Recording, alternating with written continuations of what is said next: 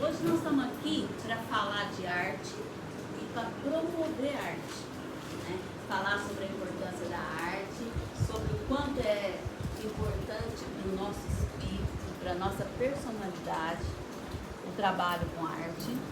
Nós já falamos aqui sobre o trabalho de Norberto Kepp em relação à arte, então muita gente já conhece, né? Aqueles que não conhecem, fiquem agora apresentados para esse trabalho, que é um trabalho de elevação espiritual, é um trabalho de contato com o afetivo, certo? E nós vamos ouvir experiências hoje de pessoas que têm contato com a arte, de pessoas que têm opinião sobre a arte, e a gente vai conversando, trocando ideias, e vocês vão trazendo a sua percepção do que está rolando, do que vocês percebem da arte, de como que é essa manifestação artística e o impacto dele na nossa vida, tá bom? Obrigada. Hoje a Catarina está aqui com nós, todos conhecem ela, né? Então, eu agradeço a presença de todos, tá? Fico muito feliz que vocês estejam aqui. E essa casa existe há mais de 40 anos. E ela persevera graças a vocês todos. E nós, como a Remísia colocou, hoje é uma aula especial, é uma aula sobre arte. Então eu vou colocar algumas coisas. Vocês receberam este anúncio, né? Espero que vocês auxiliem na divulgação. Nós precisamos muito, porque cada pessoa que renasce é um presente para o universo. Tá? E aqui, na realidade, é um trabalho de renascimento que nós temos. Então, vou falar de novo sobre o Dr. Norberto Kepp. Em São Paulo, eu faço curso de pós-graduação. Um dos cursos se chama O Divino nas Artes. Esse curso eu vou concluir agora em abril. E é um curso, assim, maravilhoso. Os professores, tem muitos professores estrangeiros, eles fazem tudo baseado no mais profundo e no maior capricho. E o Dr. Norberto Kepp, há mais de 20 anos, em todos os vídeos dele, ele vem citando a arte como o melhor elemento para a elevação do indivíduo. Para que o indivíduo encontre Deus, ele diz, faça arte. Né? Quer dizer, a arte no sentido mais elevado. Então nós temos a literatura, nós temos a cerâmica, nós temos a pintura, temos vários tipos de arte. E quando você se dedica à arte, você está com a sua alma. Então a arte nos revela a alma do nosso ser. E a dança também, como hoje a gente vai ter um período de dança aqui. Então, vocês me dão licença, eu vou ler aqui um trecho, que eu acho interessante. O Dr. Norberto Kepp diz que a arte é o fundamento da civilização e do desenvolvimento do ser humano. Assim, nós nos voltamos mais e mais para a arte.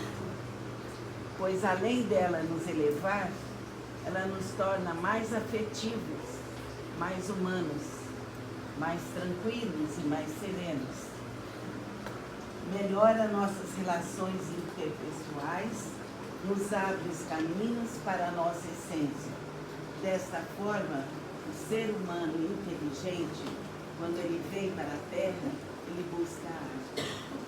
Tá? Ele nunca vai se decepcionar para tudo que é melhor para ele. O desenho, a pintura, a poesia, a literatura, a escultura, o teatro, a dança, a cerâmica. São caminhos que podemos trilhar desta forma. Auxiliaremos a nós próprios, a nossa família e ao universo. Porque se a pessoa encontra a luz no seu ser, ela estará espalhando essa luz que vai para todo o planeta. E nós precisamos tomar cuidado com a busca da luz. Nós precisamos não perder tempo e sermos o mais corretos possíveis e mais honestos possíveis, porque só dessa forma a nossa dignidade se expressa em gratidão, se expressa em bondade, se expressa em elevação de alma. Sem isso, não existe nem a arte, nem a elevação espiritual. O Dr. Norberto quer que parte do seguinte: a pessoa tem que se descascar. E ele vai do conceito seguinte: veja aquilo que te atrapalha, veja aquilo que está dificultando a sua vida, tire do caminho. Um dos pontos que eles estão trabalhando ultimamente é a inversão. Quer dizer, a pessoa, tudo que é bem, ela vê como mal. E tudo que é bem, ela foge do bem. E junto com a inversão vem a inveja. Inveja é invidere, quer dizer, não querer ver o bem. Então, a pessoa que se maltrata, a pessoa que acarreta desgostos em cima dela, ela está se maltratando, ela é invejosa. E o primeiro tópico que eles trabalham, além da inversão, é a inveja. Porque o bebê, quando nasce, já é invejoso. Ele morde o seio da mãe quando é aquele seio que ele recebe o leite. Então, quando nós tomamos ao pé da letra o conceito de inveja, nós estaremos nos libertando de muitas carcaças,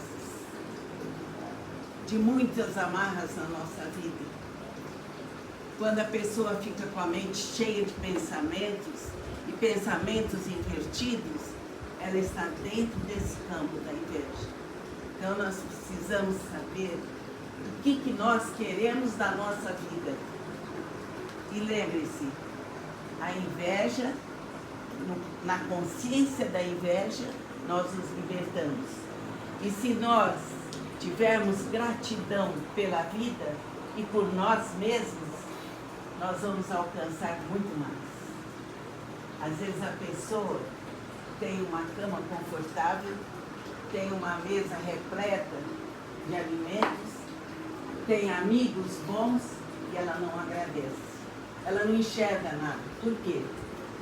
O que vocês acham que ela tem para ela não enxergar? A mesa posta, um conforto da casa. O que essa pessoa tem que ela não enxerga? Gostaria que vocês se expressassem. Na minha opinião, é causada pelo inveja. Exatamente. A focada do outro. Então, a pessoa, ela é tapada por pensamentos ignorantes, por dúvidas na vida dela, por medos, por ansiedade, e ela vive a vida assim. E se alguém fala assim, olha, vamos a uma palestra, vamos ouvir tal coisa? Ah, não, que isso? Isso eu já sei tudo. Para quê?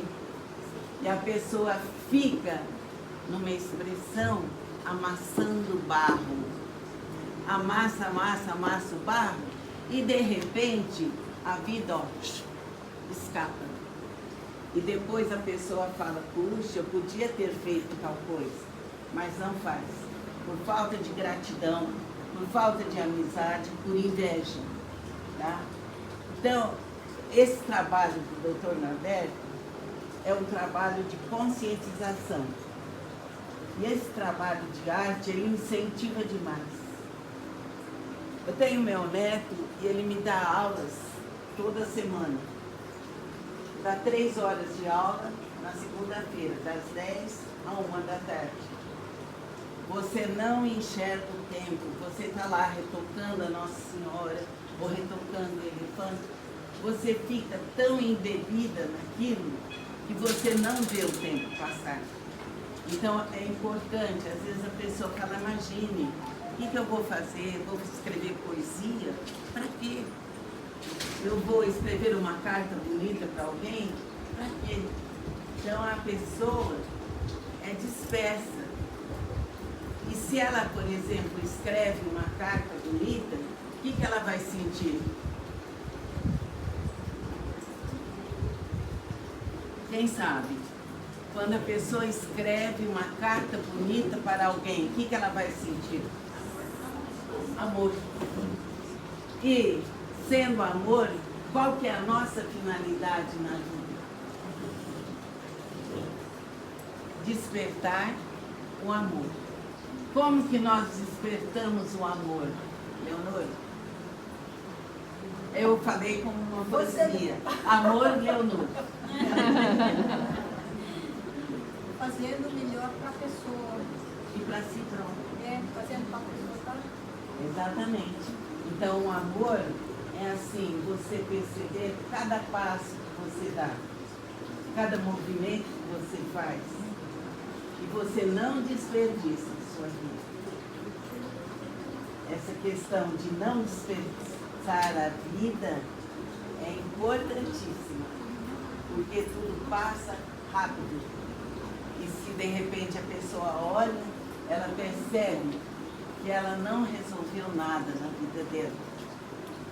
E aí ela diz, puxa, eu poderia ter dado um sorriso para tal pessoa, eu poderia ter sido grata para tal pessoa. Vocês já perceberam gratidão em alguém? Vocês acham que é fácil ser bondosa para a pessoa e agradecer? Eu acho isso. Tudo que a gente vive é muito difícil. Resolver a falta, né? Para a maior parte das pessoas. Vamos ver aqui, eu vou perguntar para a Cristina. Cristina, o que a pessoa que vem aqui neste espaço recebe? Recebe atenção, recebe possibilidade de ressignificar a sua vida, de se tornar uma pessoa melhor. Isso, então, a pessoa recebe tudo. E a maior parte das pessoas que estão aqui recebem os cursos gratuitamente. E nós fazemos isso porque é uma necessidade nossa. Nós não pensamos na necessidade pública. E quando a pessoa recebe tudo, o que ela pode fazer? Yasmin, o que a pessoa pode fazer? Doar. Agradecer. Agradecer e doar. Certo. Então, agradecer e doar. Então, o processo aqui é doação. É espalhar sua mão para o próximo. E às vezes a pessoa tem alguém na família que fala, olha, faça um favor para mim. E a pessoa diz, ai, não tenho tempo agora. Eu tenho que ver tal coisa. Da família, hein? Então, eu vou dizer uma coisa, né, Leonor? Vou dizer uma coisa. Todas as pessoas da família que estão ao seu lado não é numa casa. Não nasceram por um acaso como família sua. Então agradeça. Agradeça e faça o melhor que você pode. Porque mais uma vez eu vou dizer, a vida ó. Tá? Então eu vou continuar lendo aqui. Então são caminhos que nós podemos trilhar desta forma. Auxiliaremos a nós próprios, aos nossos semelhantes, à nossa família, aos nossos antepassados, ao nosso planeta e a todo o universo, levando para todos o afeto. O que é o afeto, Ludinho? Tudo que nos afeta. Fica de pé e fala. Afeta é tudo aquilo que nos afeta. Tudo aquilo que faz a gente sentir, né? Sentimentos, emoções. Como você expressa o afeto? Eu procuro ser grata, eu procuro fazer o melhor que eu posso para as pessoas, procuro aprender, né? Eu estou aqui para isso, então, um processo de autoconhecimento, de aprendizado e espalhando isso, né? minha sobrinha está aqui. Parabéns, Virgínia. Obrigada, hein? Então, através do afeto, teremos uma beleza maior. Teremos o amor, e tendo contato com todos esses elementos que formos recebendo e doando no curso Divino nas Artes, que é o curso que eu faço. Só podemos agradecer imensamente ao Dr. Norberto Guedes, à doutora Cláudia Pacheco, a todos os professores e organizadores deste curso, que está sendo dado com tanta eficiência. Eles abriram a inscrição agora, tá? Para um novo curso, que o nosso termina em abril. Que está sendo dado com tanta eficiência a todos os colegas participantes e também atuantes. Gratidão e o nosso carinho. Então, agora, antes de iniciar o trabalho da Renise e de todos que estão aqui, eu fiz um preâmbulo sobre a questão da arte. Então, primeiro eu vou falar sobre o filme da Maldi. Vocês já viram esse filme? A Lindinha já viu. Então, a Maldi era uma menina, nasceu toda atrofiada, teve reumatismo deformante e ela era para estar muito bem na vida. O irmão vendeu a casa, que seria dela também, e colocou a Maldi para ficar morando com a tia. E a tia não entendia a Maldi, maltratava essa menina. O filme dela é um dos maiores filmes, foi laureado na Europa, em vários países. Aí, ela muito maltratada, foi no mercadinho e viu que teve um homem que colocou um anúncio para uma empregada doméstica. A cabeça dela pendia, as pernas eram meio tortas, a mão toda deformada, e ela viu um anúncio do emprego, e esse senhor, ele vendia peixes e mais alguma coisa. Bateu na casa dele, falou: olha, eu vim aqui me oferecer como empregada doméstica, eu vi que o senhor está procurando. Ele olhou ela, começou a olhar em cima e embaixo, falou: mas o que você veio fazer aqui? Você está enganada, eu quero uma pessoa que faça uma sopa, que limpe minha casa. Ela falou: eu faço tudo isso. Aí ela falou assim: você não quer tentar? Porque ela era firme na raça. Você não quer tentar? Aí ela começou vagarosamente, fazia sopa e começou a pintar. Gostava era de pintar. E ela pintou as janelas, tinha uma escada assim, curta, pintou toda a escada. E aí ele chegava, estava comida na mesa, a casa limpinha. Passados uns tempos, a tia chegou para ela e falou assim: o que você está fazendo com esse homem? Está dormindo com ele? Ela falou: não, eu não estou dormindo com ele. Ela falou: você deve ter vergonha de ficar aí. Todo mundo te critica. Aí ela foi tratando aquele homem, que ele era meio brutal, com carinho, e ele aceitou casar-se com ela, passado um tempo. Depois que ele viu que ela era bondosa e tudo. E mesmo ele recriminando, ela tinha um sorriso, e já ia pintar.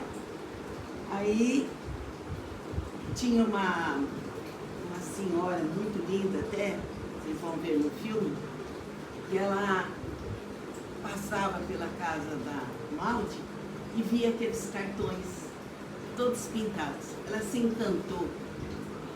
Essa senhora era de Nova York. Quando ela viu os cartões, ela falou assim: olha, eu quero uma porção deles.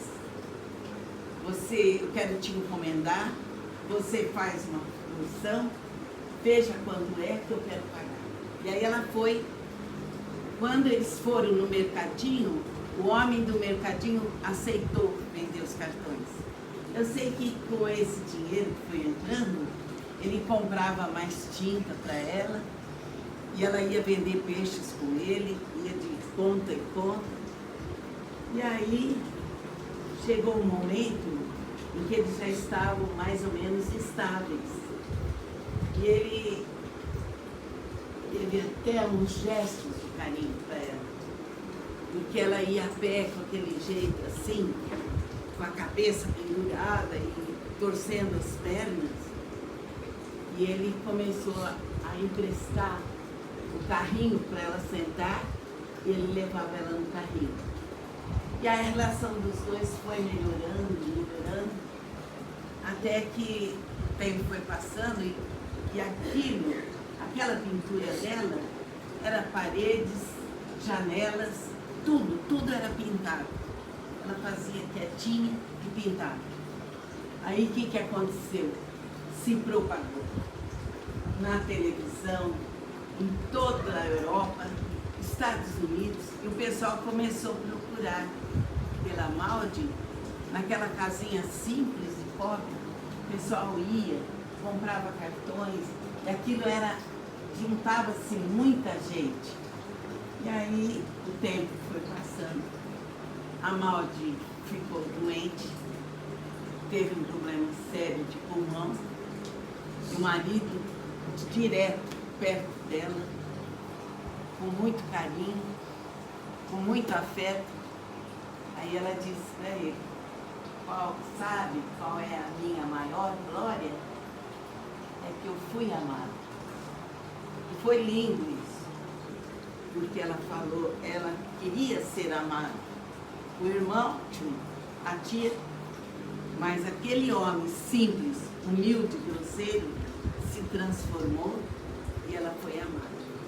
Então, aí ele louvava a Maldi, ele tinha amor por ela.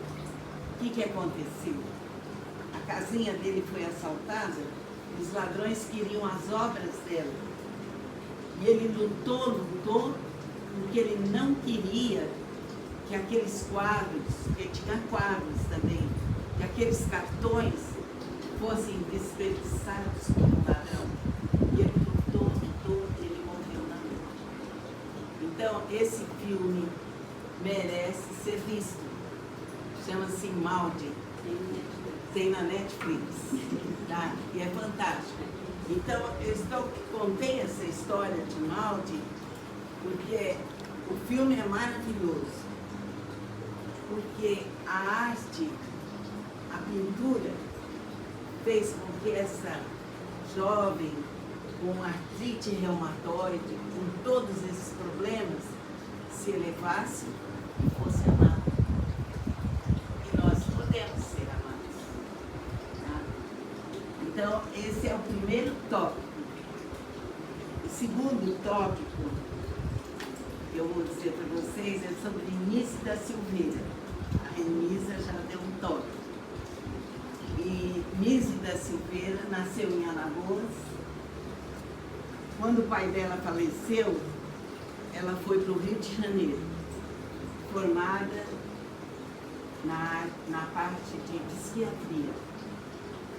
Nise da Silveira, ela uma pessoa maravilhosa, de muito amor, de muito afeto. Ela passou no concurso e tomou posse num hospício no Rio de Janeiro.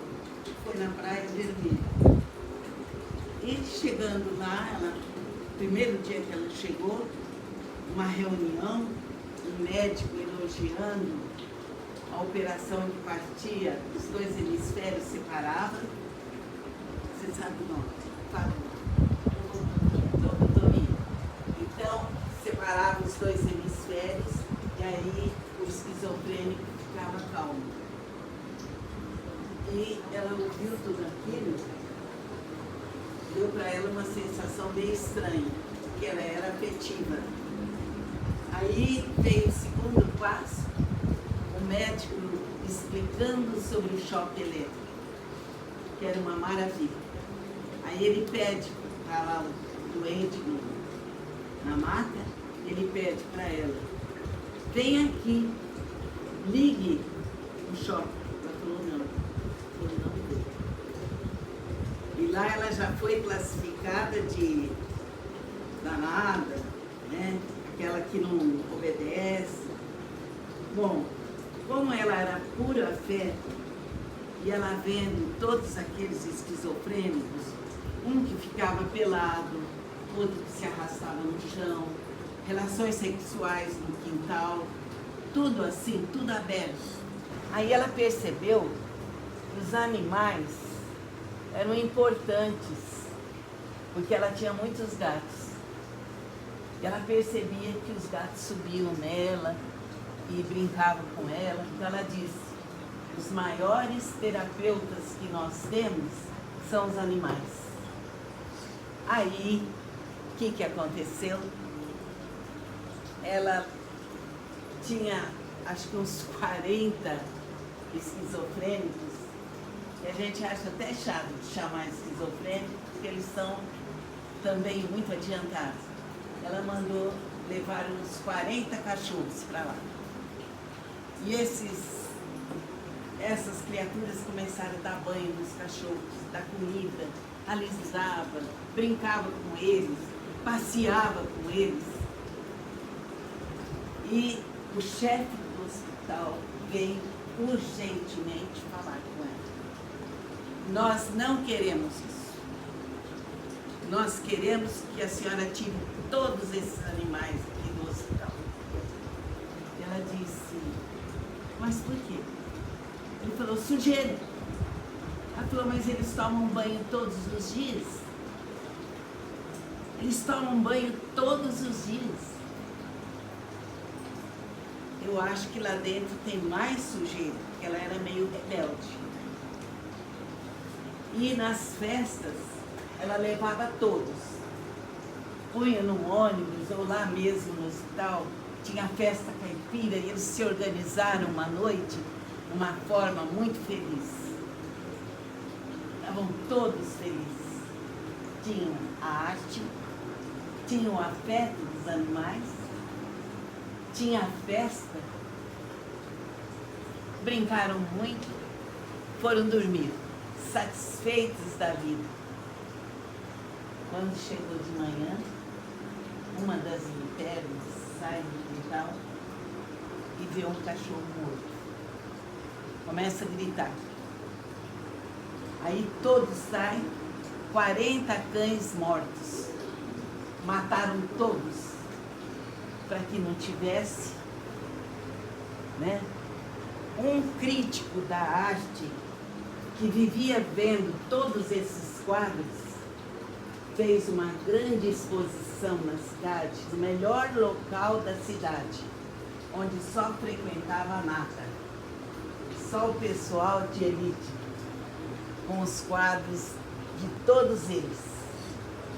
E aí, em determinado, todo mundo vendo aquelas pessoas cobertas de joias, todas assim, naquele enlevo, olhando distantemente os quadros. Aí, esse crítico da arte disse, temos aqui a doutora Nise da Silveira. Ela conseguiu tudo isso com afeto, com amor.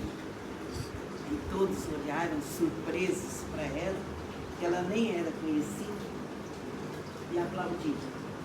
Então, esse é o segundo ponto que eu quis revelar para vocês. Afeto, arte, consciência, porque ela era consciente. Se ela não fosse, ela não faria nada disso. Aí, nós temos um terceiro ponto, que é de Rolf Gelewski. Rolf frequentou durante 10 anos a nossa casa. Vinha uma vez por mês e dava aula de consciência total para os alunos. O trabalho dele foi maravilhoso. Ele era diretor da Universidade Federal de Salvador, Escola de Artes lá. Aí surgiu uma viagem para a Índia e ele foi de fazer uns trabalhos lá, foi com outros artistas, com outros dançarinos.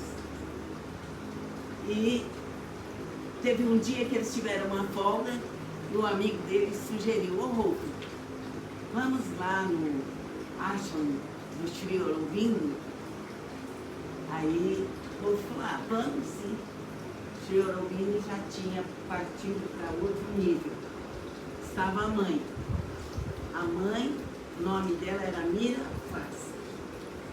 E Rolf foi lá, gostou demais, se enquadrou na energia, porque vocês têm que perceber, vocês devem saber já a questão energética da pessoa.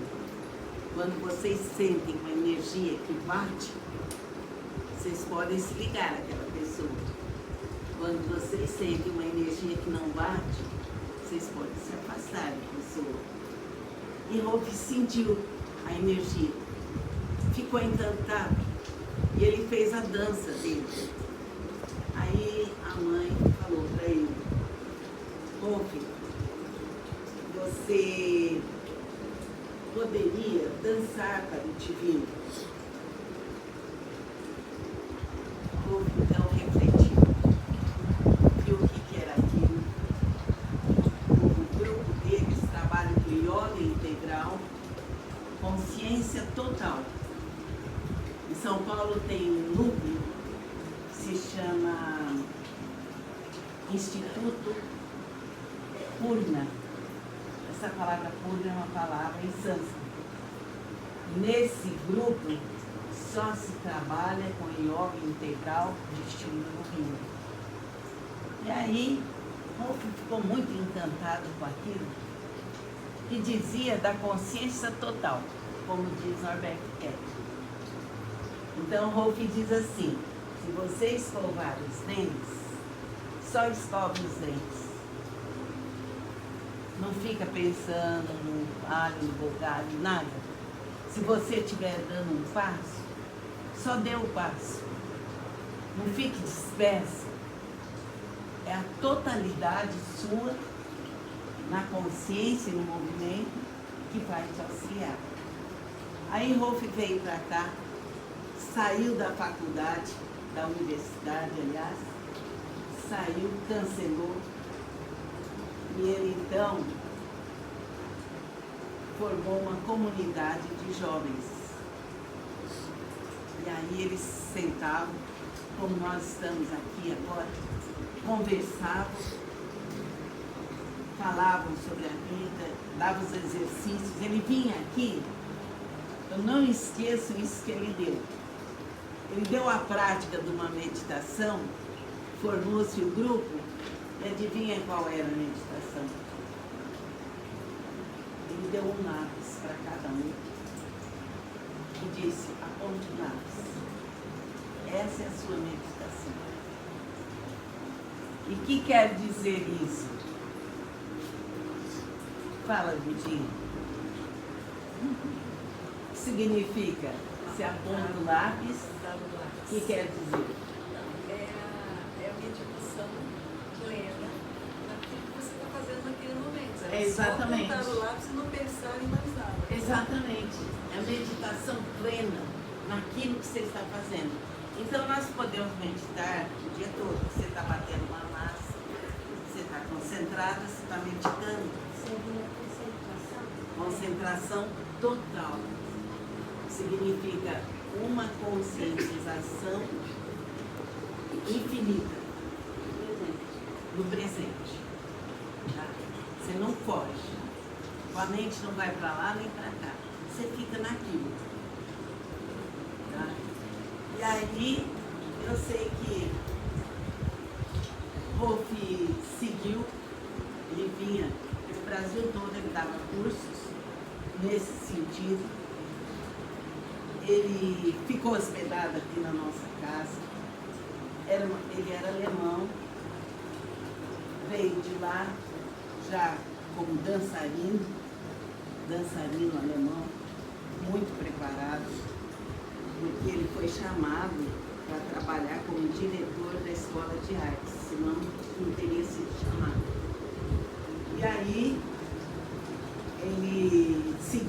os cursos dele. E ele, já nos últimos tempos, ele pintava, ele compunha músicas em fita cassete e dava o nome daquela gravação. Aí chegou um momento que tinha que dar um curso em Feira de Santana. Ele acordou de manhã da turma, que ele estava sempre junto, e falou: olha, essa noite eu tive um sonho estranho. Eu sonhei que eu vi meu corpo deitado, e eu me chacoalhei e saí do meu corpo. Aí todos ouviram aquilo, ele entregou a fita daquela semana para um rapaz que ia levar para a professora de música. E aí o que aconteceu? No caminho, o carro capotou e Rolf foi embora. Ele era novo ainda. E eu achei tão interessante que naquela época eu estava morando em São Paulo, porque meu filho mais velho estava fazendo faculdade lá. Morei 5 anos lá. Nesse momento, a cortina da sala levantou, balançou para lá, tocou o telefone e me disseram: Catarina, o Rolf foi embora. Então, a gente era ligado, nós tínhamos uma ligação. E ele era muito especial. O grupo se reuniu para verificar aquela fita que seria doada para a professora de música, ela corrigiu. O título da fita era Agora em um Novo Corpo. Então,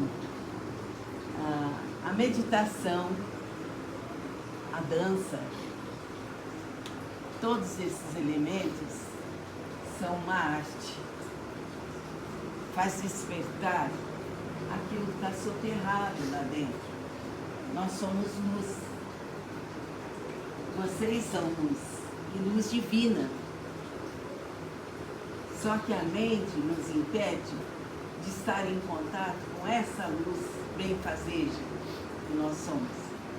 Então vamos afirmar sempre e sempre a nossa divindade. Somos luz. Então o meu recado sobre a arte é esse. Espero que vocês gostem da arte, tá? Aplaudo vocês. E agradeço de coração. Agora a Lisa e a Lúlia do Continente. Eu quero que vocês me digam e digam a todos a percepção que traz para vocês quando vocês percebem a arte.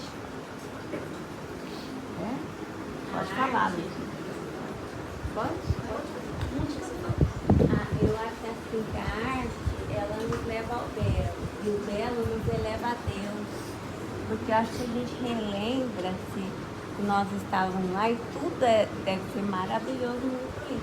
Então eu acho que a arte, ela traz o belo, e o belo da arte nos eleva a Deus.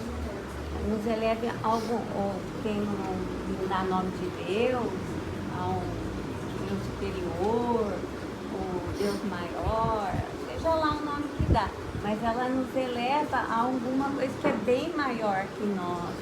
E a gente sente saudade daquilo. Quando você vê, teu olho brilha. É como se você estivesse olhando para uma coisa que você já conhecesse. É assim que eu me sinto quando eu vejo uma coisa que faz meu olho brilhar, assim, que é belo. O belo sempre me eleva a Deus.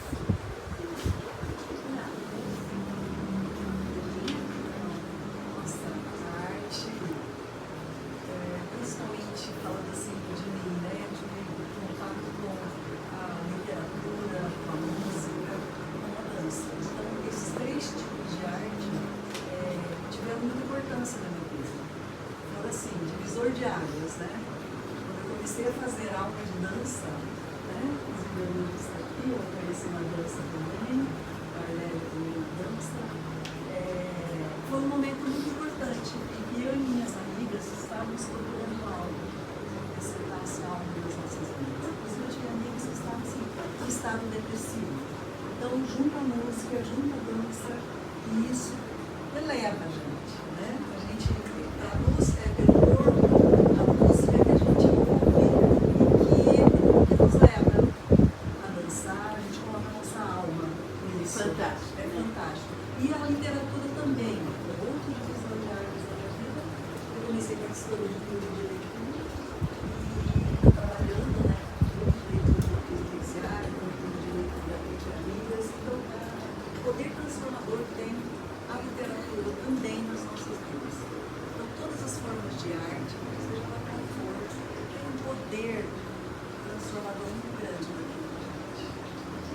Você tem algum exemplo do quando você trabalhava com os presidiários, né, dessa transformação? Como tocou o coração desses homens? Sim, eu tenho. O primeiro clube de leitura teve um senhor que primeiro a gente vai, leva o livro, depois volta, faz a mediação da leitura, depois você torna os pés fazer aquilo. Quando foi para você que o senhor se aproximou e disse, eu contei para minha filha que eu estou lendo um livro que chamava A Casa. E ela falou assim, pai, mas você nunca pegou um livro na mão. Então, você precisou estar aí para poder estar ali. Então, isso foi a primeira vez que eu estive lá, já teve esse depoimento dele. E ao final ele dizia, eu estou escrevendo a história da minha vida aqui. Olha, eu gostaria de escrever um livro. E recentemente, um que saiu, eu fui encontrar em São Carlos, na UFSCar, houve a apresentação de um documentário que chama Liberta, a respeito disso, das leituras penitenciárias. Então, não é um assunto que eu acredito muito, né, nesse poder transformador. Encontrar com esse presidiário que retomou a sua vida, ele fazia cinema lá na UFSCar, retornou. Então eu tive assim, vários gostadores. É inspiração divina. E aí você vai criando e vai tendo cada vez mais e mais que você, quando termina, nem sabe como que apareceu. Uma música bonita, um desenho. Então isso é uma inspiração, uma conexão direta com o divino. E você também. Na minha vida, porque também me transformou, porque assim, fez com que eu tirasse essa timidez, né, um pouco, e é o que a Catarina falou, assim, às vezes a gente nos ensaios, né, que a gente ia fazer para participar de festivais, tudo, e o grupo chegou a viajar para muitos lugares, a gente foi para Joinville, no festival de dança, para mostrar o nosso trabalho e tudo, e aí a gente nos ensaios, assim, às vezes durava 3 horas, mas parecia que durava meia hora só. Mas era 3 horas, 4 horas, assim, pré-festivais, né?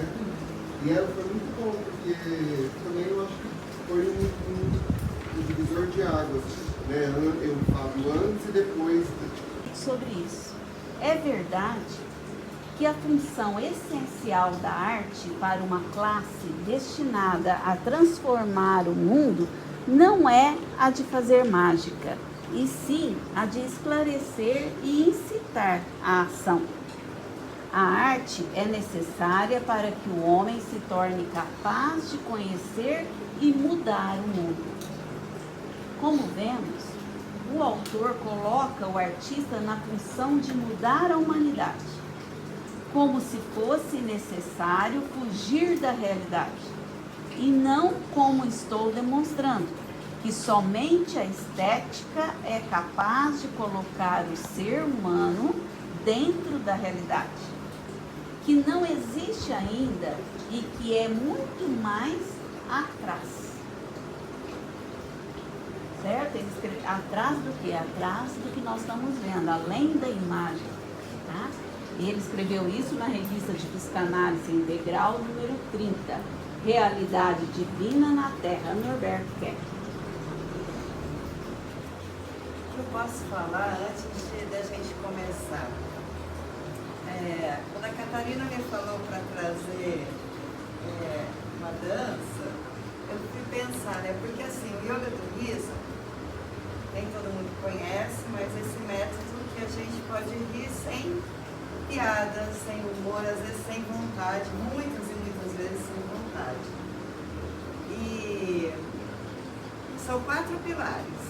Um é o rir, brincar, dançar e cantar, ou cantar e dançar. Porque geralmente quando a gente dança, a gente canta, né? E quando a gente canta, às vezes a gente quer dançar, né? Aí a Cat, como eu chamo ela, carinhosamente, falou, você traz uma dança, porque o yoga do riso, você usa uma palavra, uma frase tão linda, que é transmite a essência da alma, né? Alguma coisa assim. E aí tem uma dança que chama Bollywood Dance, que é do yoga do riso. É uma coreografia. Eu confesso que eu não sei de cor, então eu trouxe uma colinha aqui. A Leonor fez muita sessão comigo. Eu sempre trago música nas minhas sessões de yoga do riso. Por quê? Justamente por isso. Você põe a música, a pessoa não precisa saber dançar. Ela vai querer dançar. Ela vai. Então eu trouxe 2 músicas. Eu trouxe essa que tem a coreografia, mas eu vou mostrar, vocês vão pegar facinho. E depois uma outra que não tem coreografia e a gente vai dançar. E antes eu queria fazer também dar um relato. Eu tô com o Luiz dando aula de yoga, ele vai de yoga tradicional e eu comecei a ir com o yoga do riso.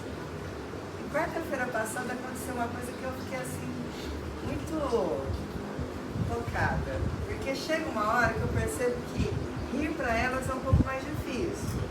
Mas pôs música, ela já começa a querer dançar, né? E tinha uma senhora lá que toda vez que eu chego lá, ela fica pedindo para eu rezar para Deus levar ela embora. Porque ela não quer mais estar aqui. Ela pede, e eu fico sem saber o que falar. E tá bom. Aí o Luiz colocou a música, porque ele é DJ, né? Eu ainda brinco, solta o som, DJ. Aí ele pôs a música. E eu vou tentando puxar uma. E ela do lado, assim, quietinha, né? E de repente eu fazia assim pra ela, vem. Ela tava reclamando, não tava satisfeita. E eu, vem. De repente, ela levantou, foi até a gente e começou a dançar. E sorriu. E aí parece que em um certo momento ela lembrou que ela não podia estar bem. Aí ela voltou, agora não estou bem, voltei. E deitou. E eu fiquei pensando, como que a gente fica tão condicionado a ser triste, a não querer melhorar, né? Então assim, igual sorriso. Alguém, em algum momento, castrou nosso sorriso, graças a Deus que eu não estava nessa fila, não estava. Castrou nosso sorriso, eu também não estava, entendeu? E nem vocês precisam de estar. Então, o convite que a Cat me fez de trazer a dança, eu fiquei muito feliz. Eu convido vocês. Antes disso, vamos dar uma aquecida, tá? A gente vai começar fazendo o mantra do yoga do riso. Funciona assim, a gente espalma bem as mãos. E aí a gente começa a bater palma bem forte. Muito forte.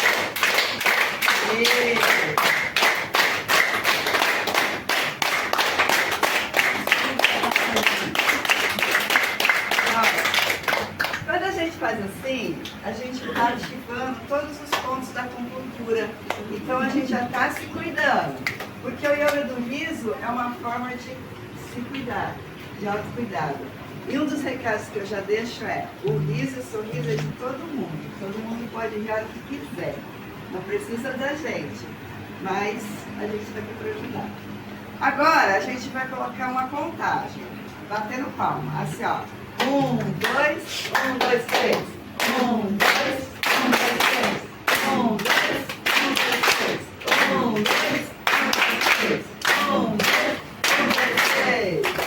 E agora a gente vai colocar uma vocalização. Eu vou bater as palmas, depois eu vou batendo no corpo inteiro. Vocês fazem do jeito que vocês quiserem, tá bom? Assim, ó. Ho, ho, ha, ha, ha. Ho, ho, ha, ha, ha. Ho, ho, ha, ha, ha. Ho, ho, ha, ha, ha. Ho, ho, ha, ha, ha. Ho, ho, ha, ha, ha. Ho, ho, ha, ha, ha.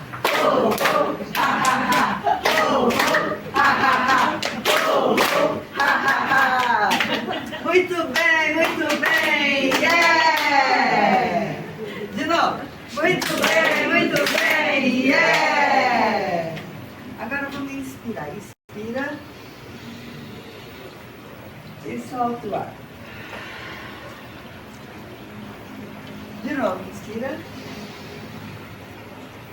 E solta. Tudo bem? Bora começar então? Agora vamos dançar.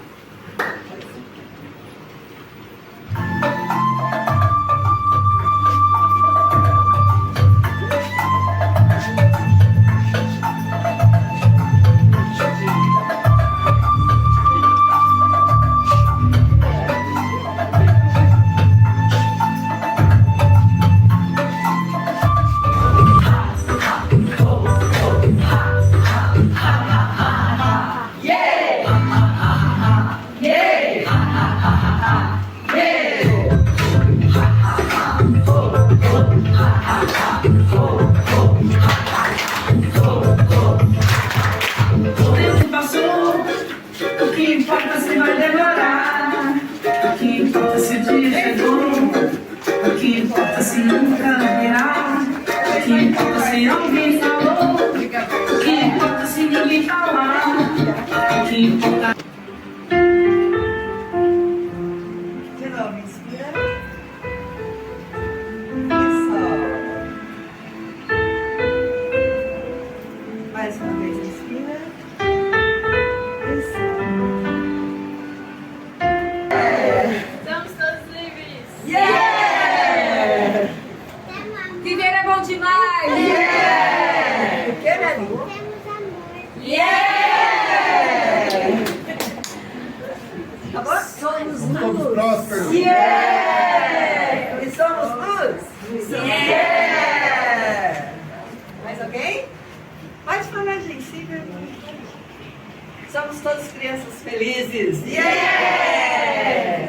Você gostou? Vamos lá. Acabou? Então, mais uma vez. Muito bem, muito bem. Yeah! Muito bem, muito bem. Yeah! E agora inspira, trazendo muita alegria para você. Ó. Puxa assim, ó. E solta essa alegria pro mundo. De novo, puxa essa alegria. E solta essa alegria. Gratidão, gratidão, gratidão. Arrastei.